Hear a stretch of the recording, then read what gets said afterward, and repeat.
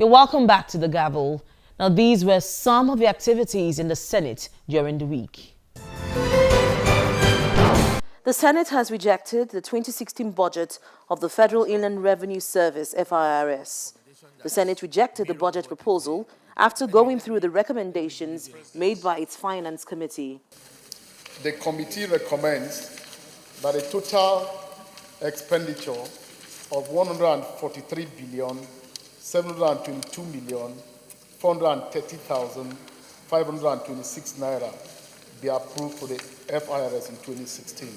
Lawmakers frowned at the increase of 25 billion naira in personnel cost, while the overhead cost of the agency also rose by 13 billion naira.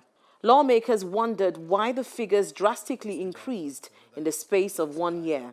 I think the chairman must also throw light on why the personnel cost between 2015 and 2016 has increased by about 25 billion, while the overhead cost between 2015 and 2016 has equally increased by about 13 billion.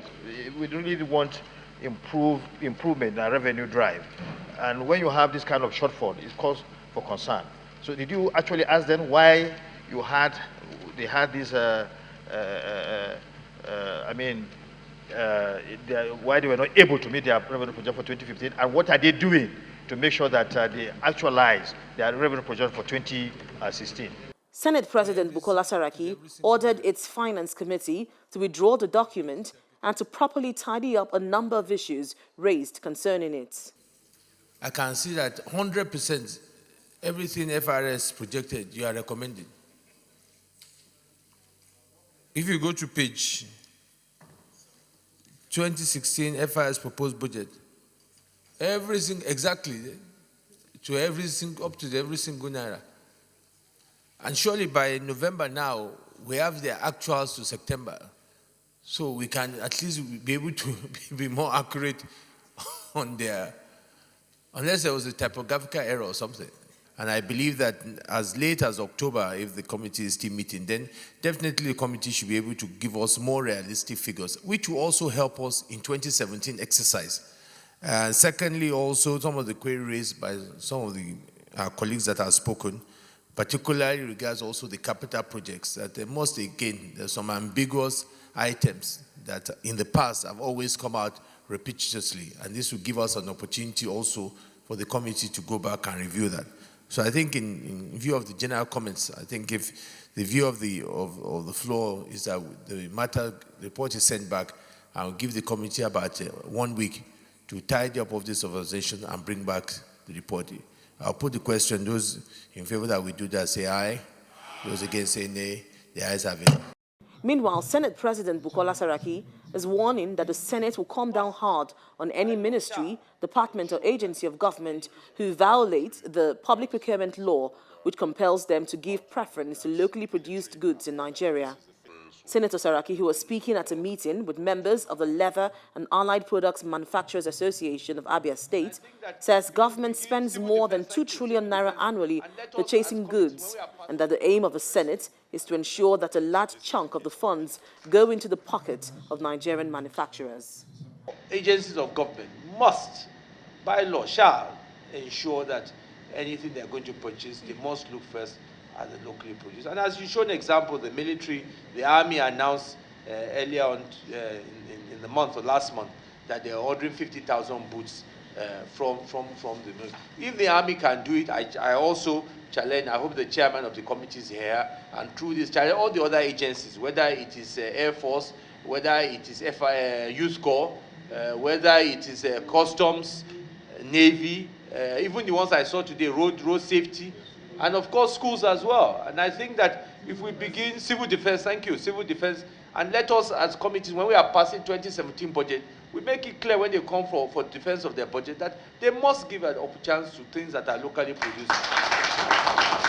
And I believe two major things. This will increase production, it will bring employment, and even more importantly, it will save us foreign exchange. I'm sure before the army, these 50,000 before, they would have been going to central bank to go and buy foreign exchange. Members of the Senate Committee on Diaspora have been meeting with several civil society organizations over the national budget. Earlier in the year, the CSOs requested that they want to be part of the budgeting process at the legislative level. We had a chat with the chairperson, Senate Committee on Diaspora, Senator Lt.Col, to find out the outcome of these engagements with the CSOs and what the Senate is making of the request for them to be part of the budgeting process in the National Assembly. As you have correctly noted, this was like the third engagement with CSOs.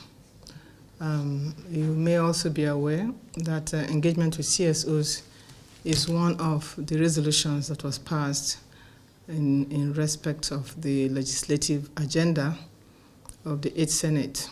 That was because we realized that their capacity for advocacy, their reach to the nooks and crannies of this country, their oversight functions, they are being the watchdog of the society.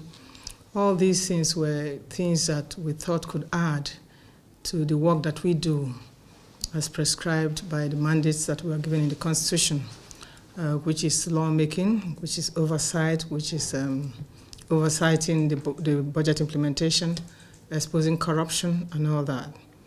And so this committee engaged with CSOs on 2 occasions. On the last occasion, the major outcome of that occasion was that we arrived at some resolutions, chief among which was the fact that CSOs could participate with the National Assembly in the budget process.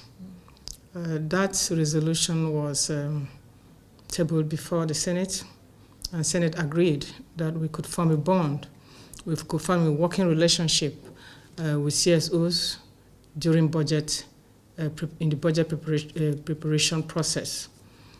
The meeting we had this a couple of weeks ago, so to say, the major outcome of that meeting was that first we wanted to inform the CSOs formally that this is the decision that Senate has taken, that we could work together, we could have a bond, a relationship with them, and that we think that that relationship could start in the 2017 budget. And so we invited them to, first of all, give us their views on the implementation of the 2016 budget and to be a part of the process in budgeting for 2017. That basically was made known to them. We think that they can be involved at the stage of the defense by MDAs before committees after the first reading of the bill has been taken, which has not been taken. As you are aware, only the MTEF is before, and the FSP are before the Senate.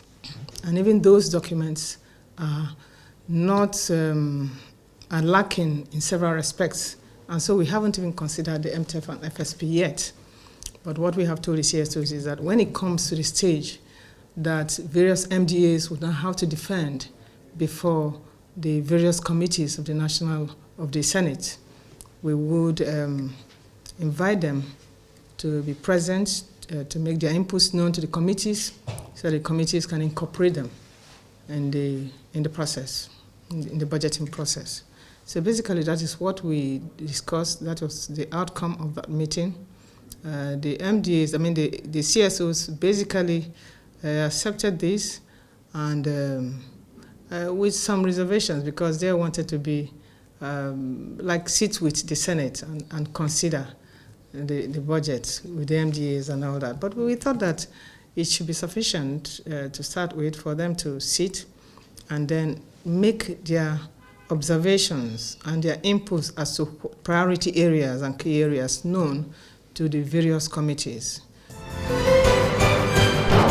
Now, this is where we draw the curtains on this week's edition of The Gavel. Now, if you have any views you would like to share with us on any of the issues discussed, please email us on thegavel@channelstv.com. Thank you for staying with us, and see you again next week.